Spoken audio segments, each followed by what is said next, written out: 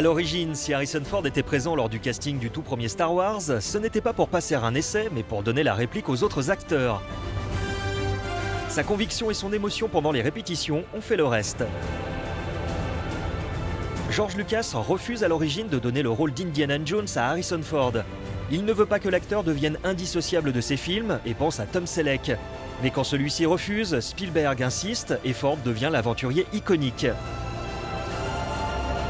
Même s'il ne s'agissait que d'un caméo discret, il a tourné une scène pour E.T. Steven Spielberg, cette fois-ci, décide que la présence de l'acteur dans le film n'est pas nécessaire. Et ce dernier se retrouve coupé au montage.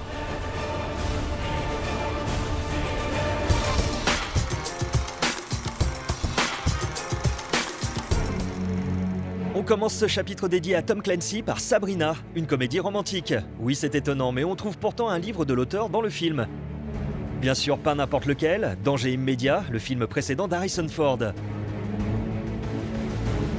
Dans ce film, adapté donc de l'œuvre de Tom Clancy, des concessions sont faites, à commencer par une scène qui voit Jack Ryan affronter Bob Ritter par ordinateur interposé.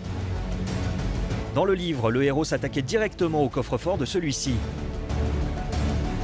Dans À la poursuite d'Octobre Rouge, Alec Baldwin jouait le premier Jack Ryan du cinéma. Si Harrison Ford l'a remplacé pour Jeu de guerre puis Danger immédiat, c'est que Baldwin avait déjà signé pour un tramway nommé Désir au théâtre à Broadway.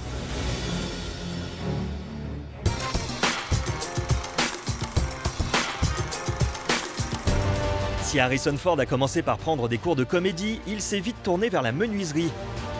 Un travail qui lui paraissait plus sûr et pour lequel il se prit de passion. Même après avoir rencontré le succès, il a gardé la menuiserie comme passe-temps. Cette passion, pas comme les autres, lui a étonnamment servi dans sa carrière d'acteur.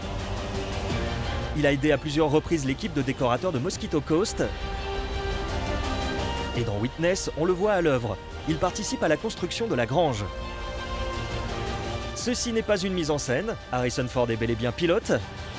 Petits appareils comme hélicoptères n'ont aucun secret pour lui. C'est à 52 ans qu'il a eu envie d'apprendre quelque chose de nouveau. Ça lui a pris du temps, mais il y est arrivé. On a eu peur pour lui lorsqu'il cracha l'un de ses avions de collection sur un parcours de golf. Mais Harrison Ford a sauvé un jeune garçon repéré depuis son hélicoptère et secouru une randonneuse en proie à la déshydratation, le tout au sein de la même année.